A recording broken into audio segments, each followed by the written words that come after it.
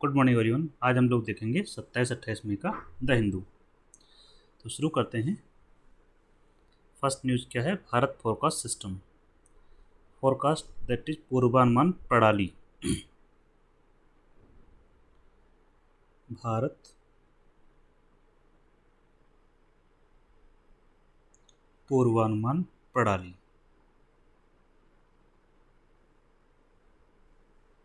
क्या है ये?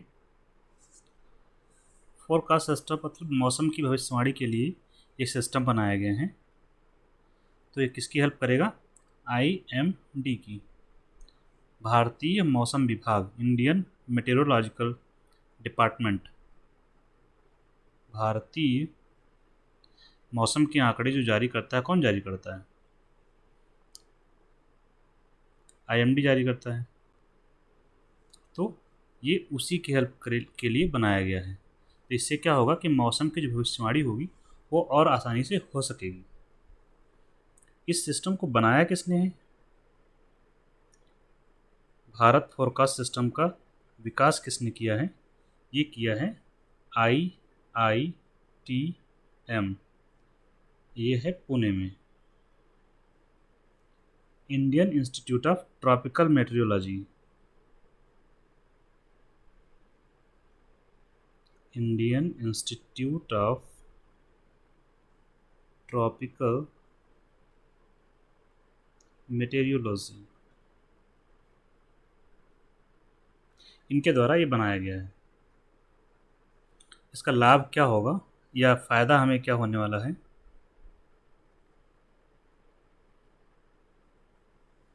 फ़ायदा ये होगा कि मौसम का जो पूर्वानुमान है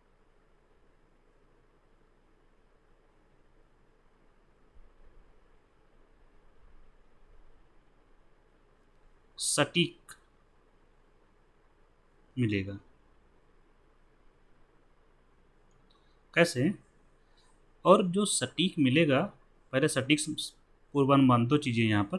पूर्वानुमान जो जो भारत फोरकास्ट सिस्टम है, इसमें जो सुधार होगा, इससे जो सुधार होगा, इसमें नहीं, इससे जो सुधार होगा पूर्वानुमान में मौसम के, वो सुधार होगा लॉन्ग टर्म में नहीं होगा, बल्कि शॉर्ट और मीडियम टर्म में होगा। शॉर्ट एंड मीडियम टर्म में सुधार होगा। मतलब जो भविष्यवाणी करते हैं 3 से 7 दिन के पहले की, उसमें सुधार होगा, ना कि लॉन्ग टर्म वाली में सुधार होगा। पहली बात तो ये है इसमें।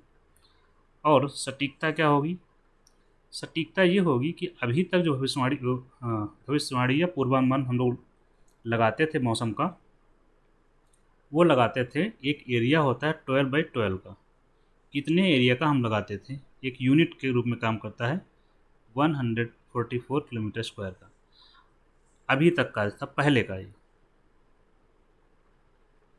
अब इसके आने से हमारा जो एरिया होगा 6x6 का हो जाएगा,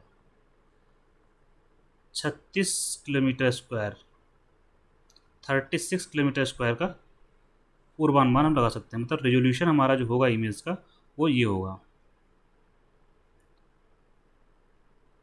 मतलब ये एरिया मान लीजिए 6x6 का है। पहले हम इतने बड़े एरिया का अनुमान लगाते थे, एक यूनिट मानते थे। अब हमारी यूनिट छोटी हो गई है। तो फ़ायदा क्या होगा इसका? एरिया छोटा होगा, मतलब ये हुआ इसका, ये जो पहले हमारा सिस्टम था, ये ब्लॉक लेवल पर। ब्लॉक का मतलब जैसे गांव, उससे बड़ा ब्लॉक, जिला, वो ब्लॉक के स्तर पर लगाता था पहले वाला। अब ये नया वाला जो सिस्टम आया है, ये पंचायत के स्तर पर आएगा। किसके स्तर पर? पंचायत के स्तर पर। तो ये फ़ायदा होगा। इसका मतलब ये हुआ पंचायत स्तर के पूर्वानुमान का, स्थानीय स्तर पर के नहीं, स्थानीय स्तर पर पूर्वानुमान लगाया जा सकेगा सटीकता पूर्वक। पूर्वानुमान जैसे किसी स्थान पर तूफान आने वाला है तो इसकी जानकारी मिल गई, वर्षा होने वाली है, तो इन सब की जानकारी हमें मिलेगी इस भारत फोरकास्ट सिस्टम से। तो इसमें एक चीज़ हमें याद रखनी है कि शॉर्ट टर्म और मीडियम टर्म का पूर्वानुमान लगाएगा। इससे बाहर कौन है? Long term. लॉन्ग टर्म के पूर्वानुमान में कोई भी इससे लाभ नहीं होगा। ठीक है, तो ये हो गई इसके बारे में बेसिक बातें। एक चीज़ यहाँ नोट कर लेंगे, एक होता है रडार, आप लोग जानते होंगे। इसका फुल फॉर्म क्या होता है? Radio detection and ranging. Radar में सारे अल्फ़ाबेट बड़े होंगे, RADAR, सारे बड़े में लिखना है। रेडियो डिटेक्शन एंड रेंजिंग, इसको कई जगहों पर हम प्रयोग करते हैं। जैसे जब हम क्या बोलते हैं, रक्षा क्षेत्र की बात करते हैं तो वहाँ एयरक्राफ्ट वगैरह का पता लगाने के लिए करते हैं। यहाँ पर हम मौसम के संदर्भ में जब बात कर रहे हैं तब हम पता लगाते हैं मौसम के बारे में जानकारी, तो उसको बोलते हैं डॉपलर वेदर रडार। यहाँ पर डॉपलर वेदर रडार का प्रयोग किया जाता है मौसम के पूर्वानुमान के लिए। तो ये भी एक प्रकार का क्या है? रडार है।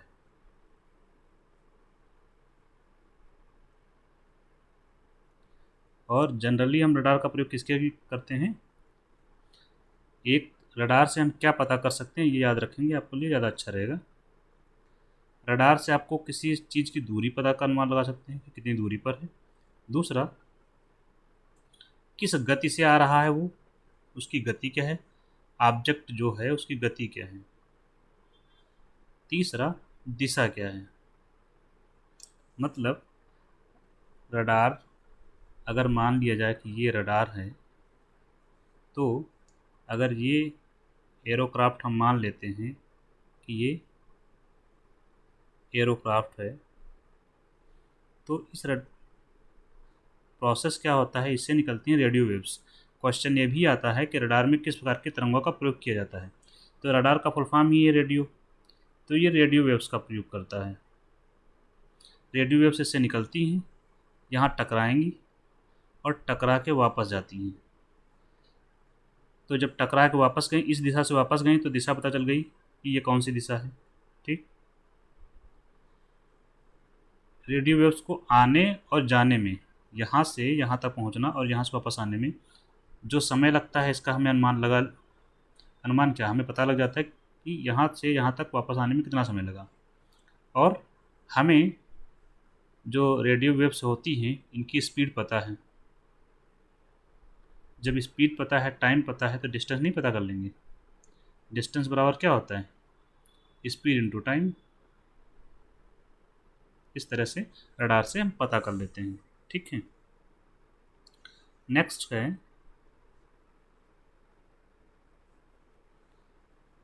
एक जहाज जो है कार्गो शिप। कौन सा? कार्गो शिप डूब गया है। कार्गो शिप क्या होता है? जो सामान ढोने का काम करता है, ऐसा जहाज जो सामान ढोता है। ठीक है, सामान को ही बोलते हैं कार्गो। कार्गो लाने ले जाने का काम करता है ये। तो ये जहाज डूब गया है। कहाँ पर डूबा है कार्गो शिप? ये कोचीन के पास डूब गया है। कोचीन क्या है? कोचीन बंदरगाह है। इस बंदरगाह से कुछ दूरी पर एक जहाज डूब गया है, कार्गो शिप। उसके जो क्रू मेंबर्स थे उसको बचाने का प्रयास किया गया और बच भी गए हैं। जहाज का नाम क्या है? जहाज है मालवाहक। उस शिप का जो नाम है MSC ELSA 3। और ये जहाज कहाँ का है? लाइबेरिया का है। कैसे पता चला? क्योंकि झंडा लगा रहता है। तो लाइबेरिया का जहाज है जो डूब गया है कोचीन बंदरगाह से कुछ दूरी पर। ये आ कहाँ से रहा था? विझिंगम पोर्ट से आ रहा था। आपको याद होगा अभी विझिंगम पोर्ट का उद्घाटन हुआ है, तो विझिंगम पोर्ट से कोची आ रहा था लाइबेरिया का जहाज़, और कोची से कुछ दूरी पर ये डूब गया। कोई जो कार्गो शिप होता है उसको जो लोग चला रहे होते हैं उसको क्या बोलते हैं? Crew members. तो क्रू मेंबर्स को बचा लिया गया है। किसने बचाया है? तो हमारे पास एक सेना रहती है, उसको बोलते हैं इंडियन कोस्टल गार्ड, जो तट की सुरक्षा का काम करते हैं। तो हमारी इस इंडियन कोस्टल गार्ड ने इन लोगों को बचा लिया है। ये तो हो गई कार्गो के बारे में जानकारी आपसे जो पूछ सकते हैं। कार्गो में आता है क्या? सामान। ये जो कार्गो था जहाज, इसके कार्गो में क्या था? दो चीज़ें इंपॉर्टेंट हैं यहाँ पर। एक कैल्शियम कार्बाइड था उसके यहाँ जहाज में,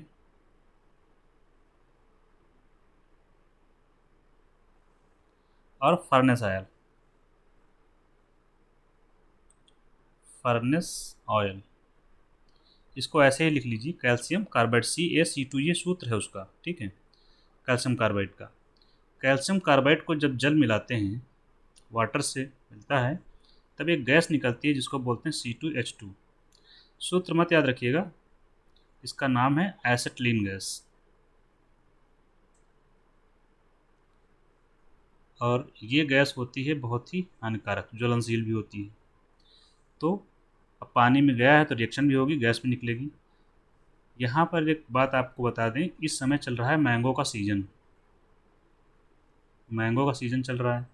मैंगो आते हैं कच्चे इस समय, क्योंकि अभी पके नहीं हैं, और इन कच्चे आम को पकाने के लिए प्रयोग करते हैं गैस। उस गैस का नाम है एसिटिलीन। अभी 4-5 दिन पहले न्यूज़ में आया था कि food safety and standard authority of India, FSSAI, ने इस गैस को पकाने में जो पदार्थ यूज़ किया जाता था, वो उसका नाम भी था कैल्शियम कार्बाइड। इसके पैकेट्स होते हैं छोटे छोटे, जो यूज़ किए जाते हैं पकाने के लिए, और ये इसका जो प्रभाव होता है बहुत ही हानिकारक होता है। मतलब वो मैंगो जो हम पके हुए खाते हैं, जबकि नेचुरली नहीं पके आ रहे होते हैं मार्केट में, वो इसी गैस से पकाए जाते हैं। और एक गैस निकलती है, एक आपको मार्केट में देखेंगे पैकेट मिलता है, उसमें ये भरा होता है CaC2, कैल्शियम कार्बाइड। और इसको सिर्फ जल में डुबोते हैं पैकेट को, और डुबो कर रख देते हैं आम के उसमें, और आम पक जाते हैं 1-2 दिन में। तो ये उसका नुकसान है। फर्नेस ऑयल क्या होता है? ये भी एक कच्चा तेल होता है जिसका प्रयोग भांति भांति के कामों में करते हैं। तो इससे क्या होता है कि बहुत ही जो समुद्री पोल्यूशन होता है वो फैलता है ऑयल स्पिल से। तो काफ़ी समस्याएं होती हैं समुद्री पारितंत्र को, तो इसलिए भी ये नुकसानदायक है। तो ये इसके बारे में हमने बेसिक जानकारी ले ली जो हमारे काम की थी, ठीक है। इस 27 तारीख का हमने डिस्कस किया 2 न्यूज़। नेक्स्ट में हम चलेंगे 28 तारीख में क्या क्या घटनाक्रम हुआ। नेक्स्ट है टेररिज्म को लेकर के।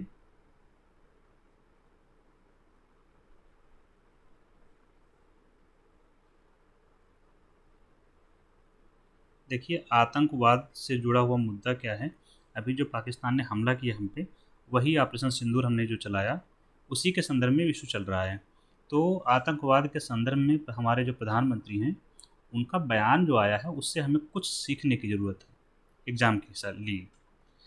तो आतंकवाद जो भारत में फैल रहा है विशेष रूप से, वो क्या है? उसका एक गुण है क्रॉस बॉर्डर टेररिज्म। हम लोग बोलते हैं टेररिज्म भारत में है क्रॉस बॉर्डर वाला। इसका मतलब क्या है? क्रॉस बॉर्डर का मतलब हमारे देश में कहीं और से लाया जा रहा है, सीमा पार से आ रहा है। तो क्रॉस बॉर्डर टेररिज्म सीमा पार मतलब पाकिस्तान से आ रहा है। जब हम क्रॉस बॉर्डर की बात यहाँ करते हैं, भारत जब बात करता है तो पाकिस्तान को रेफरेंस में दे रहा होता है। दूसरा, हम ये भी कहते हैं ये टेररिज्म भारत में है जो, वो पाकिस्तान स्पॉन्सर्ड है। ये करेक्टरिस्टिक्स बता रहा हूँ मैं, पाकिस्तान स्पॉन्सर्ड है, मतलब इसको स्पॉन्सर करता है कौन? पाकिस्तान। मतलब वो जो आतंकी आए हैं उनको बैकिंग है पाकिस्तान की जो ISI है या उसकी जो आर्मी है, ठीक है, दोनों की बैकिंग है। और बैकिंग में ये लोग क्या करते हैं? पैसा देते हैं, टेरर को फंडिंग करते हैं, तो इसलिए Pakistan is not a good state. अब एक नया शब्द इसमें जोड़ा है हमारे प्राइम मिनिस्टर ने कि ये प्रॉक्सी वार नहीं है। टेरर को प्रॉक्सी वार के रूप में भी इस्तेमाल किया जाता है, तो उनका ये प्रॉक्सी वार नहीं है, प्रॉक्सी वार के आगे बढ़कर है। क्या है? यह एक मिलिट्री स्ट्रेटजी है। क्या है? सैन्य रणनीति है। और ये सैन्य रणनीति भारत को अस्थायी करने की है कि अस्थिर कर दे भारत को। और ये रणनीति जो है वो जानबूझकर चली जा रही है, डेलिबरेट है। मतलब ये हुआ, हमारे जो प्रधानमंत्री ने कहा है कि पाकिस्तान के द्वारा भारत के खिलाफ जानबूझकर एक सैन्य रणनीति के तहत भारत में आतंकवाद फैलाया जा रहा है। तो जब भी आप टेररिज्म पर लिखते हैं तो इसका भी उपयोग कीजिए, एक सैन्य रणनीति का हिस्सा है पाकिस्तान की। ठीक है। नेक्स्ट क्या है? मणिपुर में संघर्ष चल रहा है। अभी 1-2 साल से चल ही रहा था, अब फिर से शुरू हो गया है।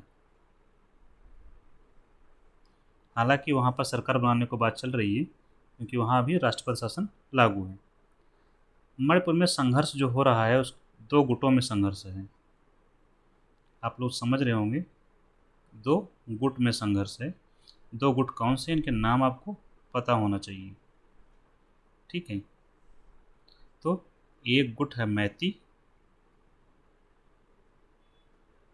और दूसरा ग्रुप है कुकी। और जो 2 ग्रुप हैं इनको सामूहिक रूप से हम पढ़ते हैं। ये वहाँ पर बहुसंख्यक है, मतलब इनकी संख्या, बहुसंख्यक का मतलब होता है इनकी संख्या ज़्यादा है। दोनों ही जनजातियाँ हैं। कभी कभी क्वेश्चन पूछ लिया जाता है कि मैती जनजाति कहाँ पाई जाती हैं या कुकी जनजाति, जो जनजाति कहाँ है, तो आप बताइए मणिपुर में है। और विवाद किस बात से लेकर शुरू हुआ था वहाँ पर संघर्ष? मैती को दर्जा चाहिए था जनजाति का, ताकि उसको बेसिकली आरक्षण चाहिए था मैती को। तो हाई कोर्ट ने जो हस्तक्षेप किया था कि मैती जनजाति को भी वहाँ पर आरक्षण दिया जाए, इसी को लेकर कुकियों ने विद्रोह शुरू कर दिया और दोनों में संघर्ष हुआ, जो भी चल रहा है। ठीक है। तो ये है मणिपुर को जो अभी संघर्ष चल रहा है उसके बारे में कुछ जानकारी। मणिपुर की राजधानी आप लोग जानते ही हैं, इम्फाल है। अच्छा, हम लोग अभी कोचीन ऊपर पढ़ रहे थे, तो आपको पता होगा कोचीन के बारे में, थोड़ा सा मैप बनाना भूल गया।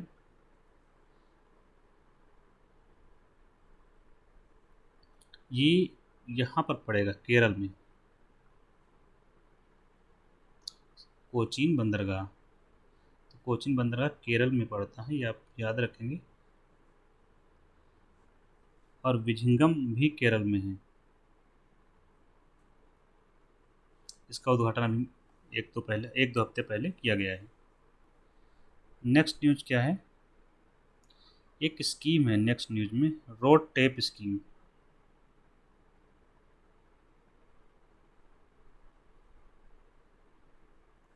ये न्यूज़ में क्यों है और हमें पता क्यों होना चाहिए? 2-3 कारण है इसके। पहले तो हम ये जानेंगे रोड टेप है क्या। रोड टेप है रेमिशन ऑफ, किस रेमिशन का मतलब होता है छूट देना, मुक्ति। आपको याद होगा, अगर आपने पढ़ा होगा, राष्ट्रपति का जब क्षमादान शक्तियाँ होती हैं वहाँ भी रेमिशन यूज़ करते हैं हम लोग। वहाँ पर इसका मतलब होता है कि उसके कार्यकाल को कम करना, जो सजा दी जाती है। यहाँ पर भी रेमिट करना, रेमिशन ऑफ 2 चीज़ों का, किसका?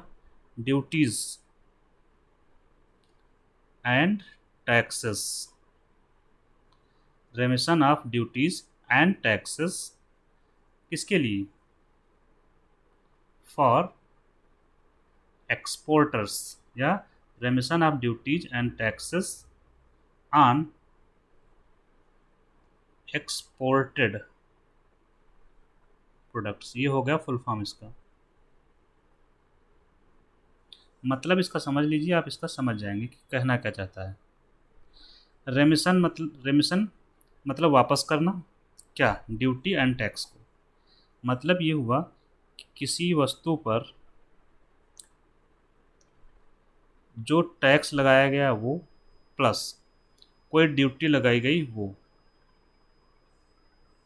ये क्या करेंगे, किसी वस्तु पर लगाया गया टैक्स प्लस ड्यूटी वापस कर देंगे। वापस करेगी कौन, सरकार। वापस करेगी सरकार, क्योंकि सरकार लेती है। कब वापस करेंगे, जबकि वह प्रोडक्ट क्या किए जा रहे हों, निर्यात किए जा रहे हों। अनएक्सपोर्टेड प्रोडक्ट मतलब जब कोई निर्यातक जो एक्सपोर्ट करता है वो क्या होता है, एक्सपोर्टर। निर्यातक सामान भेजेगा विदेश, ये मान लीजिए सामान का डब्बा है, ठीक है, इसमें है भरा सामान, ये हो गया डब्बा, ये उसके व्हील्स हो गया, ठीक है। ये यहाँ पे आया और सामान इसमें था 1000 रुपये का, और यहाँ तब 1000 रुपये जब दिया इन्होंने, तब इस पर सरकार टैक्स कितना वसूल चुकी थी, 100 रुपये का टैक्स ले चुकी थी सरकार। तो प्रोडक्ट की कीमत तो 900 रुपये हुई ना इसकी। तो अब ये इसके पास आएगा तो ये सामान इधर भेजेंगे।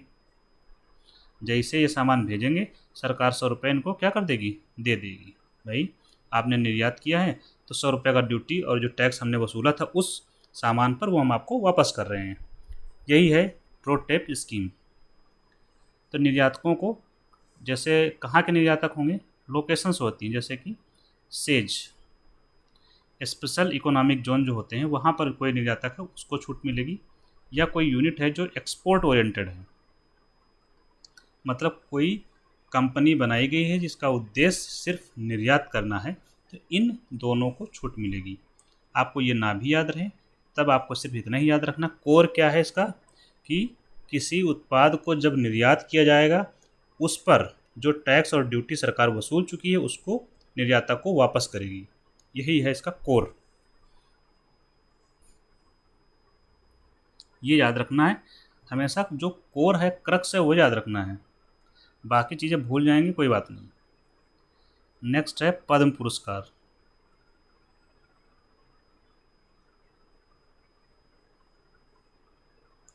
पद्म पुरस्कार हम यहाँ पढ़ रहे हैं, उससे पहले हमें एक चीज़ पता होना चाहिए, क्या,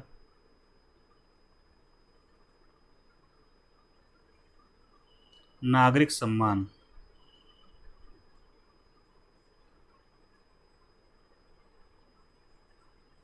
भारत में जो नागरिक सम्मान दिए जाते हैं सिविलियन अवार्ड्स, वो 2 कैटेगरी हैं।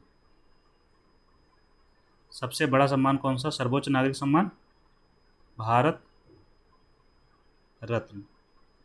ये क्या है, सबसे ऊंचा नागरिक सम्मान है, इसको बोला जाता है सर्वोच्च नागरिक सम्मान। तो आपसे कोई पूछता है कि सबसे ऊंचा सबसे बड़ा नागरिक सम्मान कौन सा है भारत का, आप बताएंगे भारत रत्न।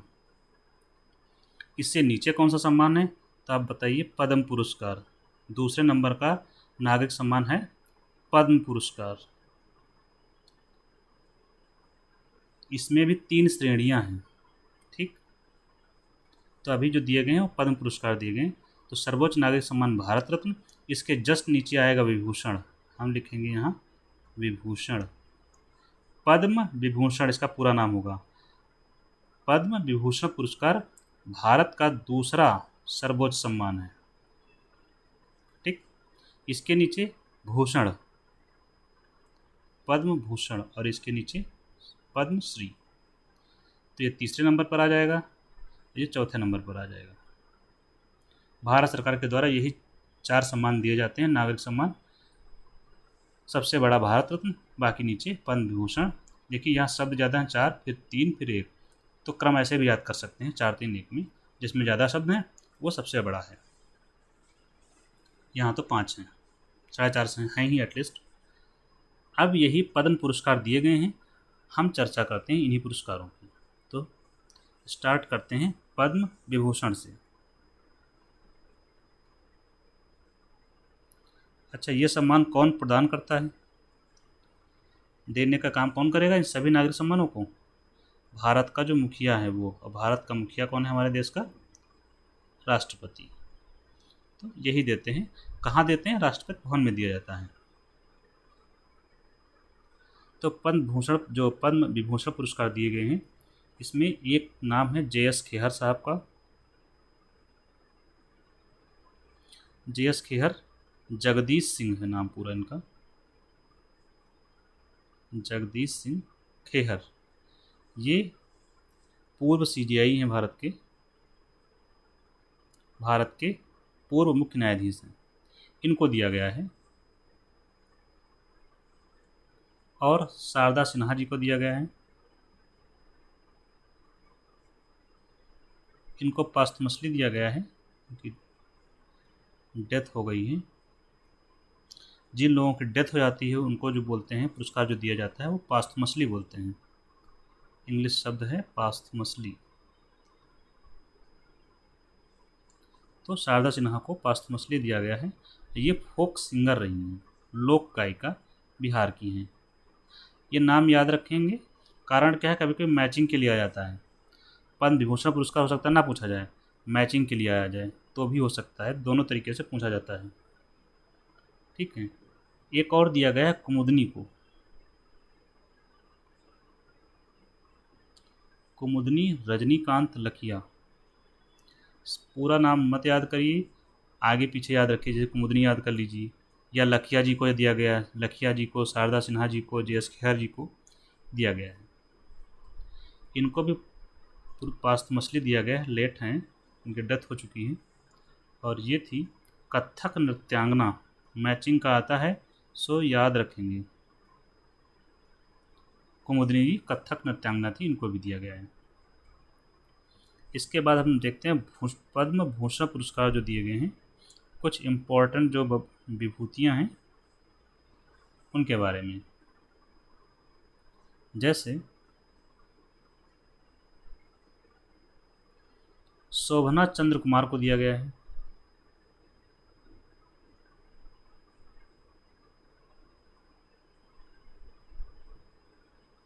ये एक्टर हैं। विवेक देवराय, इनकी मृत्यु हो गई, आप लोग जानते होंगे, इसलिए बहुत इम्पोर्टेंट है, नाम आपको पता होना चाहिए। विवेक देवराय ये अर्थशास्त्री हैं, इकोनॉमिस्ट, लेट मतलब मृत्यु हो गई इनकी। अर्थशास्त्री और प्रधानमंत्री के सलाहकार भी रहे हैं।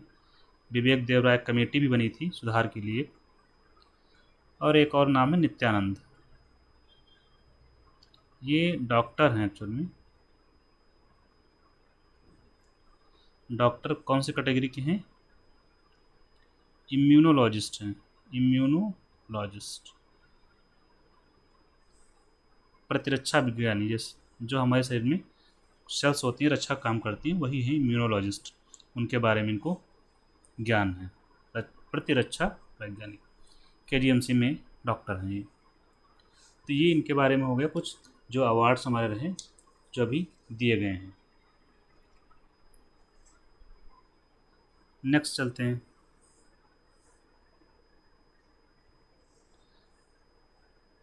न्यूज़ नंबर आप लोग देख लीजिएगा। DRDO चीफ का विस्तार हुआ है। DRDO के मुखिया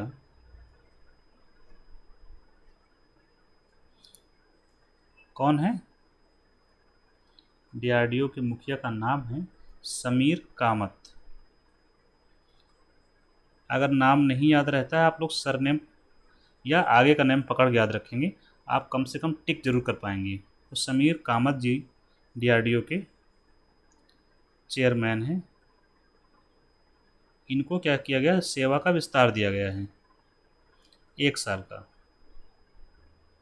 सेवा विस्तार 1 ईयर का दिया गया है।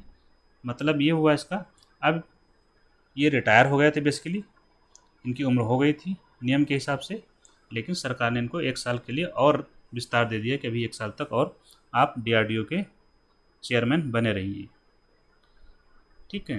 DRDO का जो चेयरमैन होता है वह सेक्रेटरी होता है किसका? मतलब वो सचिव भी होता है, सेक्रेटरी का मतलब सचिव, secretary department of defence and research का। 2 पद इसके पास एक साथ हो गए। DRDO क्या है? Defence research and development organisation.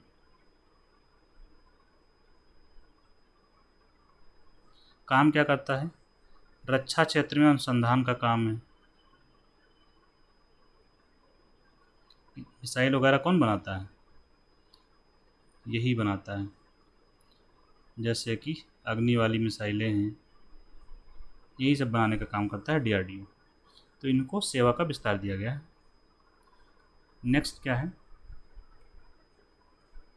एक फाइटर जेट है जिसका नाम रखा गया है AMCA, AMCA। ये क्या है? AMCA एडवांस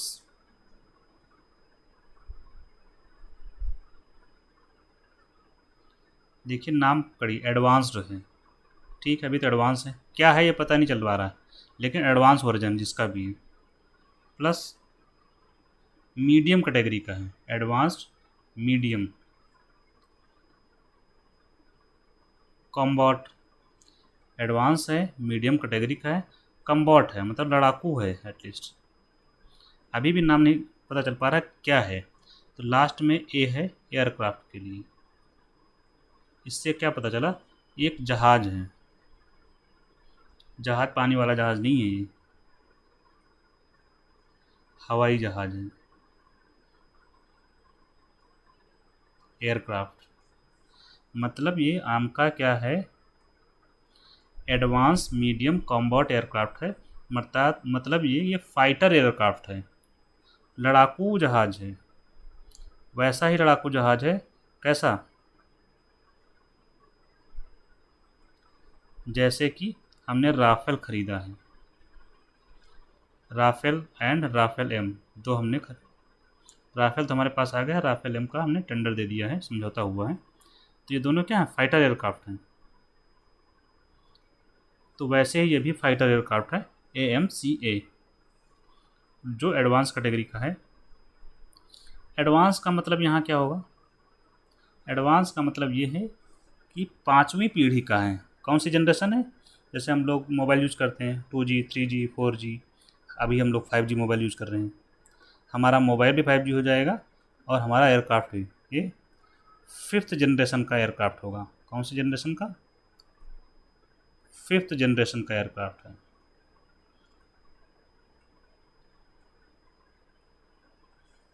और 5th जनरेशन का एयरक्राफ्ट है, बनाएगा कौन? इसके बारे में भी नहीं बताया गया है, लेकिन ये क्लियर हो गया है कि केवल सरकारी कंपनी तो नहीं बनाएगी, जारी किया जाएगा टेंडर। टेंडर में सरकारी कंपनी भी भाग ले पाएंगी और निजी कंपनियां भी, पब्लिक सेक्टर की और प्राइवेट सेक्टर की। सरकारी कंपनी एक ही है HL, जिसको एक्सपर्टीज है बनाने में, निजी अपना जो भी हो। तो ये कंपनियां टेंडर में भाग ले पाएंगी इसको बनाने के लिए। ठीक है, अभी टेंडर जारी किया जाएगा इसका। बनना शुरू होगा तो बनने में काफ़ी समय लगता है, 2-3 साल का समय, फिर ट्रायल, फिर इंडक्शन होता है। तो 2034 तक हमारी सेना में ये शामिल हो पाएगा। कौन सी सेना में शामिल होगा? भाई जहाज है, हवाई जहाज है, तो एयरफोर्स में शामिल होगा। ठीक है, तो इससे एयरफोर्स की शक्ति क्या होगी? बढ़ेगी। अब सबसे यहाँ महत्वपूर्ण सवाल ये है, हमारे यहाँ बनेगा तो ये क्या होगा? हमारा देसी जहाज होगा, हमारा देसी फाइटर एयरक्राफ्ट होगा, वही 5वीं जनरेशन का। इस देसी का मतलब क्या है? ज़्यादा अच्छा शब्द क्या होगा?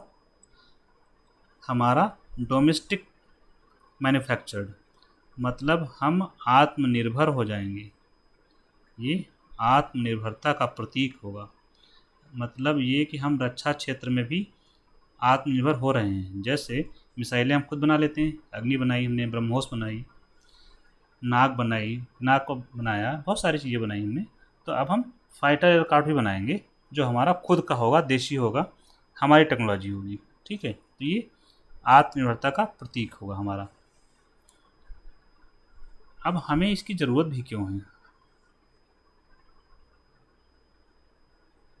ज़रूरत क्यों है? ज़रूरत तो है हमें, कई रीज़न हैं इसके। कम से कम नहीं तो 2 रीज़न तो आपको पता ही रहे हैं। एक है हमारा पड़ोसी, एक क्यों, एक ही पहले लेते हैं। पड़ोसी एक हमारा है चीन।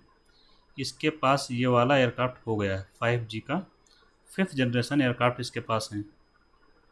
अब इसके पास हैं, इसने 2 सेना में शामिल भी कर लिए हैं। तो भारत के लिए क्या है, खतरा है। तो हमारे पास भी 5th जनरेशन के एयरक्राफ्ट होने चाहिए। इसलिए भारत बना रहा है, क्योंकि हमें अपनी रक्षा भी तो करनी है। एक समस्या तो चीन से रक्षा करने के लिए ज़रूरी है, हमें अपनी सीमाओं की सुरक्षा करने के लिए ज़रूरी है। एक और पड़ोसी है जिसको हम बोलते हैं पाकिस्तान, जिसके इरादे कभी भी पाक नहीं रहे हैं। संभावना ये है कि चीन अपने फाइटर एयरक्राफ्ट इसको बेचेगा, तो इन दोनों के पास हो जाएंगे एयरक्राफ्ट, हमारे पास नहीं होगा। तो इन दोनों से हमें मुकाबला करने के लिए हमारे पास एयरक्राफ्ट होना चाहिए 5वीं जनरेशन का, जो हमारी एयरफोर्स को मजबूत करे। इसलिए हमारे लिए बहुत आवश्यक है इस एयरक्राफ्ट का होना और बनाना। घर में बनेगा तो क्या है, हम जितना चाहें उतना उत्पादन कर सकते हैं। जब विदेशों से लेना पड़ता है तो कभी कभी क्या होता है कि कोई देश हमको बेचने के लिए तैयार नहीं होता है, तो वो समस्या बन जाती है। इसलिए हर चीज़ क्या होनी चाहिए, हमारे देश में बननी आवश्यक हो गई है। सेल्फ रिलायंस, ठीक है। तो ये हमें ज़रूरत क्यों है इसकी, और सबसे बड़ी ज़रूरत अगर और आप देखना चाहते हैं, अभी हम लोगों ने ऑपरेशन सिंदूर चलाया पहलगांव के विरोध में, तो उस दौरान जब कोई ऑपरेशन चलाता है भारत देश, तो भी आवश्यकता होती है। तो भारत को अपनी सीमाओं की सुरक्षा करने के लिए 5वीं जनरेशन के एयरक्राफ्ट बहुत ज़रूरी है, और भी तब जबकि भारत के पड़ोसी चीन और पाकिस्तान हों। ठीक है। नेक्स्ट न्यूज़ है कोंकण रेलवे को लेकर के। ये न्यूज़ हमने इंडियन एक्सप्रेस से ली हुई है। ठीक है, तो आप लोग चाहेंगे तो देख सकते हैं, 1-2 दिन पुराना देखेंगे तो आपको एक्सप्लेन नहीं आता, उसमें मिलेगा आपको। कोंकण रेलवे न्यूज़ क्यों है, ये चर्चा में इसलिए है,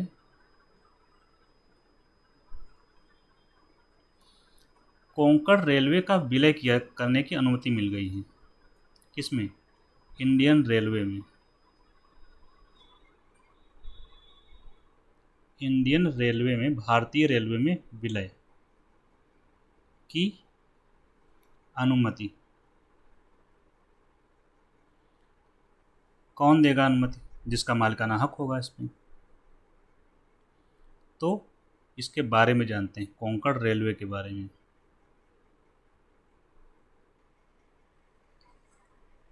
तो कोंकण रेलवे में इसका जो संचालन करता है उसका नाम है कोंकण रेलवे कॉरपोरेशन। उसमें हमें नहीं जाना है, इस पर जो हिस्सेदारी है, इसको चलाने में किस किस की हिस्सेदारी है, हमें वो पता होना चाहिए।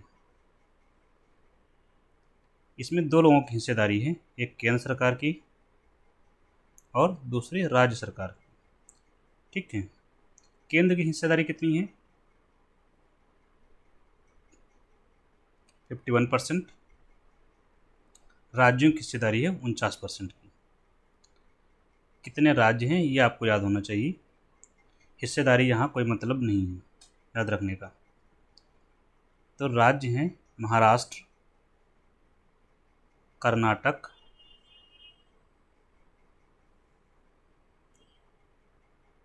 गोवा एंड केरला।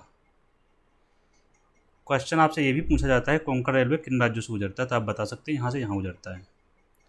इन चारों राज्यों ने अनुमति दे दी है विलय की, तो अब विलय हो जाएगा इंडियन रेलवे में। लास्ट में बचा था महाराष्ट्र, जो अनुमति इन्होंने पिछले महीने दी है, इसीलिए ये न्यूज़ में है। अब हम कोंकण रेलवे के बारे में कुछ बातें जान लेते हैं। इसके बारे में क्या है, ये कहाँ से कहाँ तक जाता है, ये तो रोहा से मंगलोर तक जाता है। रोहा से मंगलोर, महाराष्ट्र से केरल तक, और इसकी जो लंबाई है लगभग 760 किलोमीटर है। ये वैरी मिलता है कहीं कहीं पर 760 या कहीं कहीं आपको 741 मिलता है। तो कोई घबराना नहीं है, जो भी मिले काम चला लेंगे। ठीक है, इतना लंबा है। यहीं पर आपको सुरंग भी एक मिलेगी, जो सबसे लंबी सुरंग है, आप लोग उसको पढ़ेंगे ढूंढ के। ठीक है, तो अब ये इसमें विलय हो जाएगा। एक बात यहाँ और याद रखेंगे, ये जो सुरंग है, कोंकण रेलवे है सॉरी, वो पश्चिमी घाट पर स्थित है। कभी कभी तो आपसे ऐसे ही पूछ लेते हैं, इसमें बड़ी कोई बात नहीं है, पश्चिमी घाट पर अवस्थित है। क्योंकि पश्चिमी घाट क्या है, पर्वतीय क्षेत्र है, पर्वतीय और पहाड़ी। और यहाँ पर हम मैप बनाते हैं पहले, जो आपको थोड़ा सा क्या करेगा, हेल्प करेगा।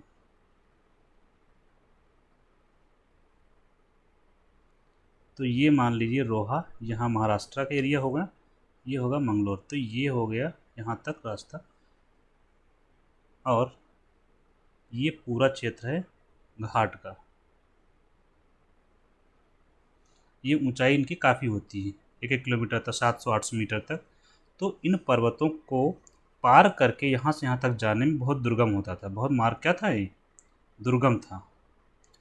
तो जब ये बन गया कोंकण रेलवे, तो महाराष्ट्र से केरल जाना आसान हो गया, तो सामान का जाना भी आसान हो गया और यात्रियों का जाना भी आसान हो गया था।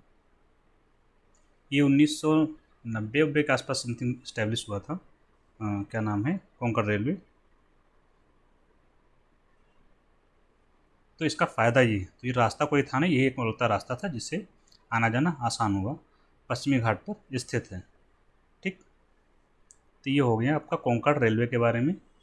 इससे ट्रेवल टाइम बचेगा, जो देख ही रहे हैं आप लोग। तो ये इसका फ़ायदा हो गया। अब हम नेक्स्ट चलते हैं, भारत चौथी बड़ी अर्थव्यवस्था बन गया है।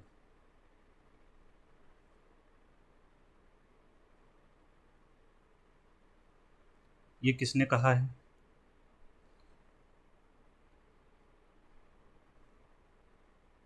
किसने कहा है, नीति आयोग के जो सीईओ हैं।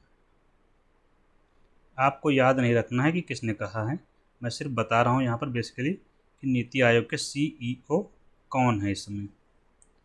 तो सुब्रमण्यम जी हैं, BVR सुब्रमण्यम। ठीक है, और हो भी गया है भारत चौथी बड़ी अर्थव्यवस्था। कैसे, वर्ल्ड इकोनॉमिक आउटलुक, ये है एक रिपोर्ट पब्लिश होती है। कौन करता है पब्लिश, IMF, इंटरनेशनल, ये हो गया इंटरनेशनल, अंतर्राष्ट्रीय, मॉनेटरी, MONETARY, अंतर्राष्ट्रीय मौद्रिक कोष पब्लिश करता है ये रिपोर्ट। इसी में इसने कहा था कि भारत बहुत जल्द चौथी बड़ी अर्थव्यवस्था बन जाएगा। सो अभी बन गया है 2-3 दिन पहले। ठीक है, तो अर्थव्यवस्था का आकार क्या हो गया है, अर्थव्यवस्था का साइज। साइज का मतलब ये हुआ कितना उत्पादन हो रहा है भारत में, किसका, वस्तुओं और सेवाओं का, 4.18 ट्रिलियन का। ये क्या है, वस्तुओं और सेवाओं का उत्पादन हो रहा है इतना। किसी अर्थव्यवस्था में दो ही चीज़ें बनती हैं, कौन कौन सी, वस्तुएं और सेवाएं। और इनका टोटल पैसा कितना हुआ, कितने रुपए की बनी थी ये वस्तुएं, टोटल 4.18 ट्रिलियन। ये हो गया अर्थव्यवस्था का आकार भारत की। और ये नॉमिनल जीडीपी है। कौन सी जीडीपी है, नॉमिनल। जीडीपी का मतलब क्या होता है, वस्तुओं और सेवाओं का कुल मूल्य एक वर्ष में। तो 4.18 ट्रिलियन हो गया। भारत चौथी बड़ी अर्थव्यवस्था बन गया है। तो अन्य देश कौन से हैं, हमसे ऊपर कौन से देश हैं, ये भी तो पता होना आवश्यक है हमारे लिए। तो बिल्कुल आवश्यक है। सबसे बड़ा देश आप जानते हैं अमेरिका है, दूसरा हमारा पड़ोसी, और तीसरे नंबर पर यूरोप की अर्थव्यवस्था है जिसका नाम है जर्मनी। चौथे नंबर पर हम हैं। भारत ने पीछे किसको किया है? जापान को। और ये किस आधार पर है? नॉमिनल जीडीपी के आधार पर बताया जा रहा है। ठीक है। जीडीपी क्या होती है? किसी देश में उत्पादित हुई वस्तुओं और सेवाओं का कुल मूल्य। कितने महीने का? एक साल में। मतलब ये एक साल हो गया। एक साल हम मानते हैं कब से? 1 अप्रैल से 31 मार्च तक। ठीक।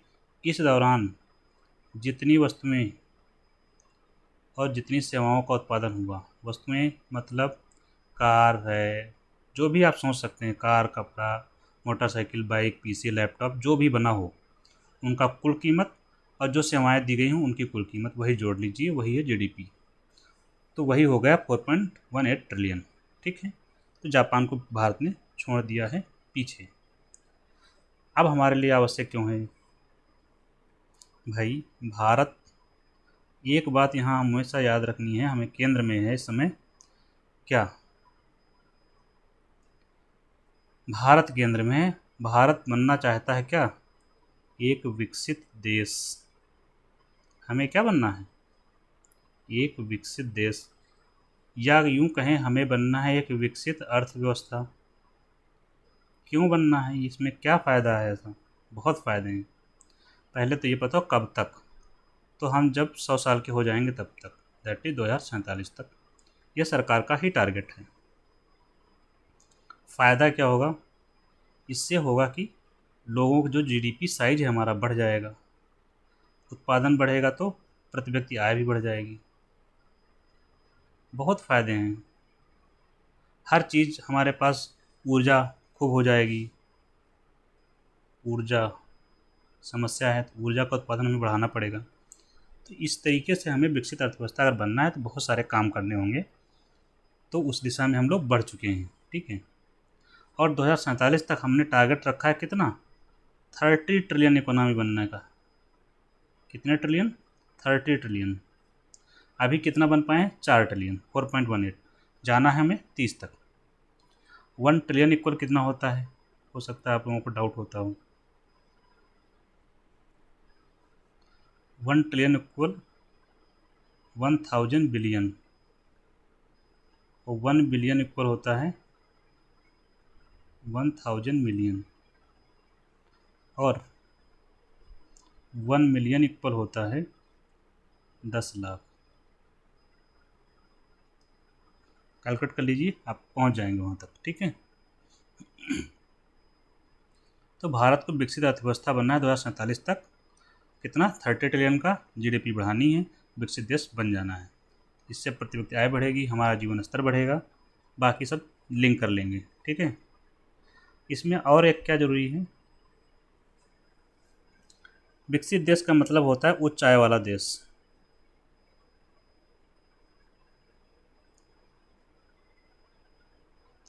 उच्च आय वाला देश का मतलब है, ये क्या होता है? उच्च आय का मतलब होता है प्रति व्यक्ति आय उच्च हो। प्रति व्यक्ति आय उच्च हो। उच्च से पता नहीं चल पा रहा है कितना उच्च होना चाहिए। ठीक है। तो विश्व बैंक ने बताया है कितना उच्च होना पड़ेगा आपको। कोई देश विकसित है या नहीं है ये विश्व बैंक बताता है। इसके पास अपना पूरा पैरामीटर फिक्स है। इस वर्ष का इसका जो पैरामीटर चल रहा है उसका मानना है 14,005 डॉलर प्रति व्यक्ति हो आय, है ना? तब उस देश को हम मान लेंगे विकसित है। 14,005 रुपये, 5 रुपये नहीं, डॉलर में। ठीक है। तो भारत को अगर विकसित देश बनना है, मतलब यहाँ तक पहुँचना है, तो सुधार करने पड़ेंगे कुछ। हमेशा सुधार 2-3 जगहों पर होते हैं, वो हमेशा याद रखिए, ऑलवेज वही कहते रहिए। क्या? लैंड रिफॉर्म करने चाहिए। लैंड का मतलब भूमि। भले कुछ नहीं पता है लेकिन तुरंत बोलो भूमि सुधार करो। मेंस में लिखना है, लिख दो, सब सही है।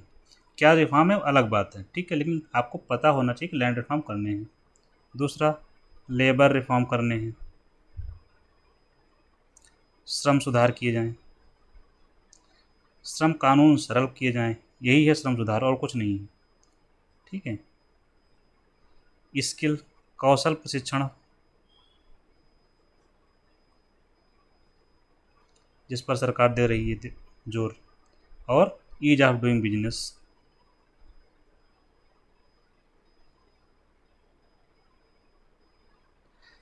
ये दो क्यों करने हैं? कौशल प्रशिक्षण क्या होता है? इससे आपका मानव संसाधन जो है वो क्या होता है, मानव पूंजी में तब्दील हो जाता है।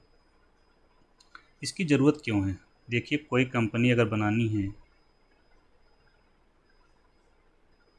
कोई कंपनी बनाना है, कोई उद्योग शुरू करना, कुछ भी आपको करना है, उसके लिए कितने कारक चाहिए होते हैं? 4 फैक्टर होने चाहिए। कितने फैक्टर? 4। कौन कौन से?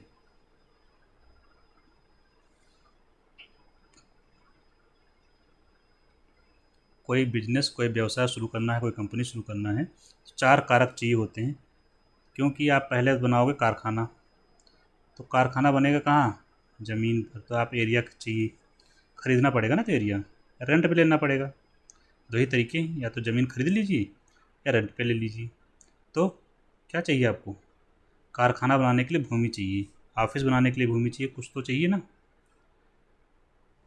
अब आपके पास भूमि हो गई, ठीक है, कंपनी आपने बना ली, लेकिन कंपनी बने कैसे? लोग भी तो चाहिए काम करने के लिए, तो लोग चाहिए, उसको बोलते हैं श्रम, हिंदी में लेबर। ठीक। अब ये दोनों हो गए, आपने व्यवस्था कर ली, तो पैसा भी तो चाहिए भाई। लैंड खरीदने के लिए पैसा चाहिए, इनको सैलरी देने के लिए पैसा चाहिए, तो उसको बोलते हैं कैपिटल। पैसा यहाँ पूंजी। और इन सब के बाद इन सब को मैनेज करने के लिए एक व्यक्ति चाहिए, जिसको बोलते हैं उद्यमशीलता। और ये कौन व्यक्ति होता है? ये उसको बोलते हैं उद्योगपति, जो होता है वो। ठीक है, जो कंपनी शुरू कर रहा है, दैट इज। तो ये 4 फैक्टर हैं। अगर वो ज़मीन नहीं खरीद पाएगा तो कंपनी कैसे बनेगी? तो यहाँ पर क्या चाहिए? Land reform. श्रम, श्रम का मतलब यहाँ क्या है? लेबर का मतलब है लोग। लोग का मतलब है, लोग ही तो कर्मचारी होते हैं, वहाँ जाके काम करते हैं। ठीक। कर्मचारी हों, अधिकारी हों, जो भी हैं, इनको अगर पता ही ना हो कंप्यूटर कैसे चलाते हैं तो काम कैसे बनेगा? तो इसी को बोलते हैं कौशल, स्किल दी जाए इनको। ठीक है। स्किल ट्रेनिंग, प्लस इनके काम करने के घंटे कितने हों, सैलरी कितनी हो। ठीक है। ये सब चीज़ें ज़रूरी होती हैं, इसीलिए ये रिफॉर्म में चर्चा किया यहाँ पे। तो इसी के साथ हम लोग ख़त्म करते हैं आज। Thank you.